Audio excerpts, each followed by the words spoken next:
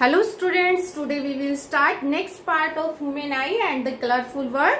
In this part we will discuss about the power of accommodation, near point and far point, and also the persistence of the eye. ठीक है? So first topic, power of accommodation.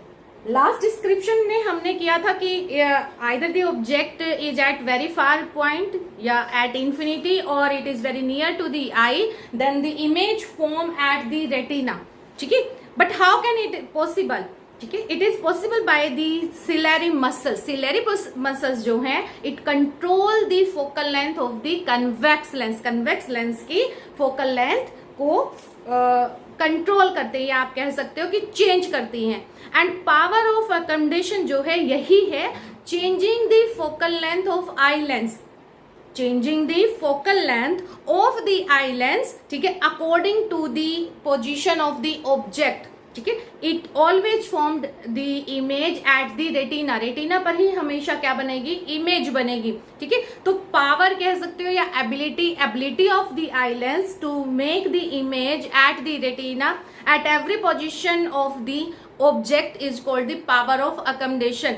ठीक है, आप consider करके चलते हैं कि अगर आपका ऑब्जेक्ट जो है एट इंफिनिटी या वेरी फार पॉइंट पर है या फिर object is at near point है, तो किस तरह से इसकी जो फोकल लेंथ है वो इस तरह से चेंज हो जाती है कि आपकी जो इमेज है वो रेटिना पर ही बनती है.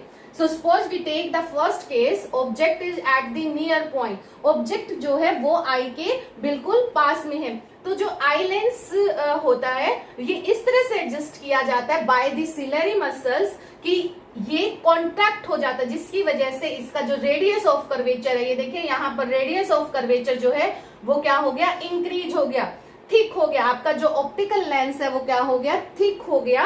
रेडियस ऑफ कर्वेचर जो है वो इंक्रीज हो गया. तो यहां से लाइट रेज आपकी आई ऑब्जेक्ट से which is very near to the eye, after the refraction they focus all the light at the retina. Retina पर लाइट आपकी कन्वर्ज हो जाती है, राइट? अब रेटिना पर आपकी लाइट कन्वर्ज हुई, then we got the image of an object. यहां से फिर जो ऑप्टिकल नर्व्स है इन इस इमेज को, लाइट इमेज को it convert into the electrical signal और ब्रेन तक ले जाती है. ब्रेन इसको क्या करता है? इस सिग्नल को, इलेक्ट्रिकल सिग्नल को रीड करता है और उस इमेज को इरेक्ट कर देता है. जो इमेज हमारी यहाँ रेटिना पर बनती है that is inverted and real.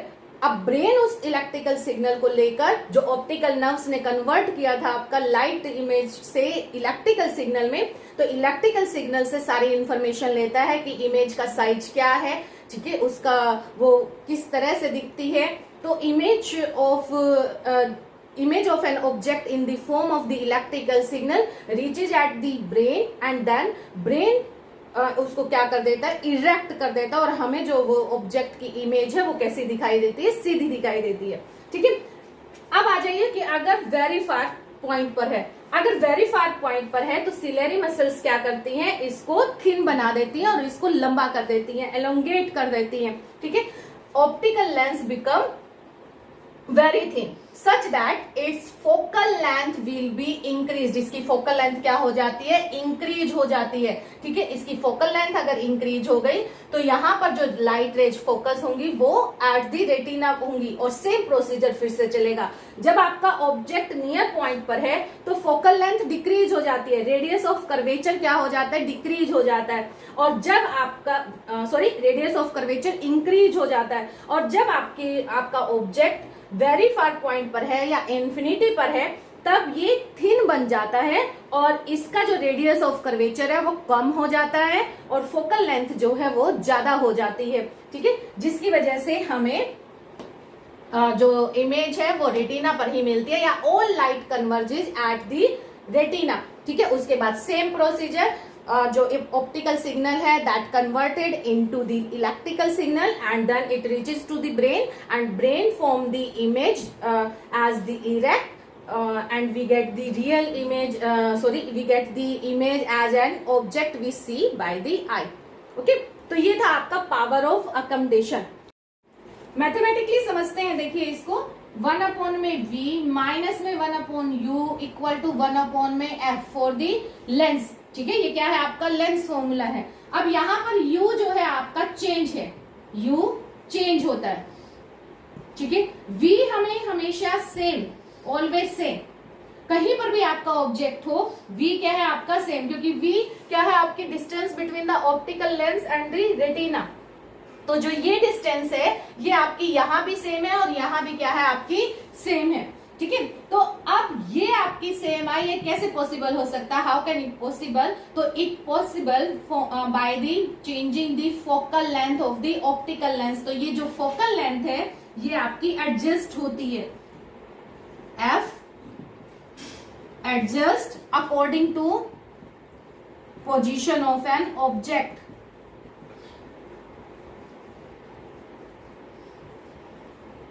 ठीक है, और किससे चेंज की जाती है ये, by the ciliary muscles. Ciliary muscles कभी तो आपकी रिलैक्स्ड हो जाती है और कभी आपकी कॉन्ट्रैक्ट हो जाती है। जब रिलैक्स्ड होंगी तो फोकल लेंथ इंक्रीज हो जाएगी और जब वो कॉन्ट्रैक्ट होंगी तो फोकल लेंथ आपकी डिक्रीज हो जाती है।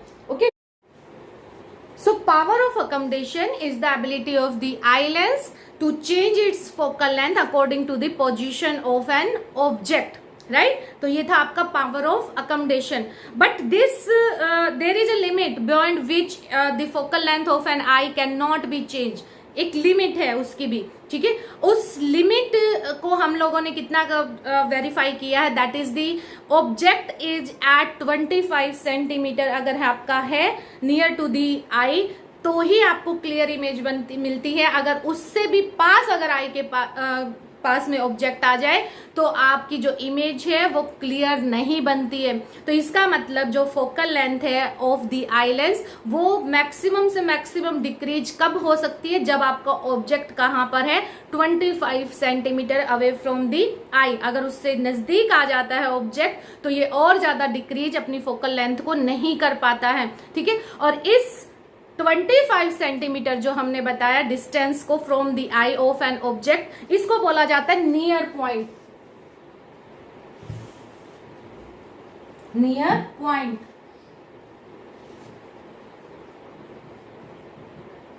ठीक है। तो नियर पॉइंट क्या हुआ, near point is that point which is 25 centimetre from the optical lens. इसका मतलब अगर मैं यहां पर नियर पॉइंट लिख रही हूं तो इसका मतलब क्या है कि जो ये डिस्टेंस है आपकी यहां से लेके यहां तक आपकी डिस्टेंस कितनी है, 25 सेंटीमीटर है, for which optical eye lens can change its focal length या optical eye lens can decrease its focal length to make the image at an retina, ठीक है। अगर इससे पास में ऑब्जेक्ट आपका आ जाएगा तो ये और ज्यादा डिक्रीज नहीं कर पाएगा, ऑप्टिकल लेंस अपनी फोकल लेंथ को और डिक्रीज नहीं कर पाएगा।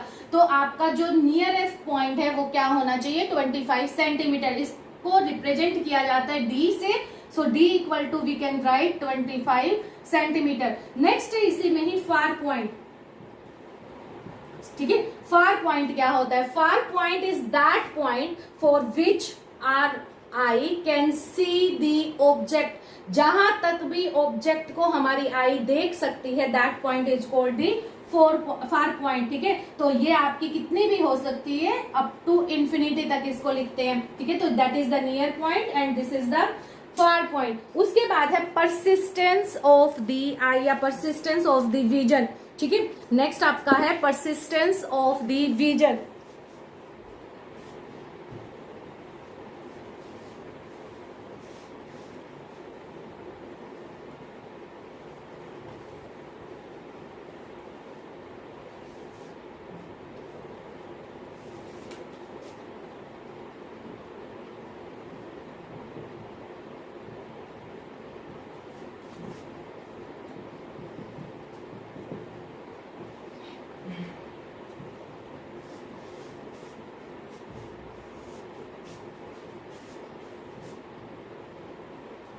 राइट, परसिस्टेंस ऑफ विजन अब क्या होता है, देखिए कोई भी ऑब्जेक्ट जब हम देखते हैं तो उसकी जो इमेज बनती है हमारे माइंड रेटिना पर, तो वो रेटिना पर 1/16 सेकेंड तक रहती है after the removal of the object. भले ही आपका ऑब्जेक्ट हम रिमूव कर लें तो जो इमेज रहती है आपकी, image formed at retina till 1/16 second also after removing the object.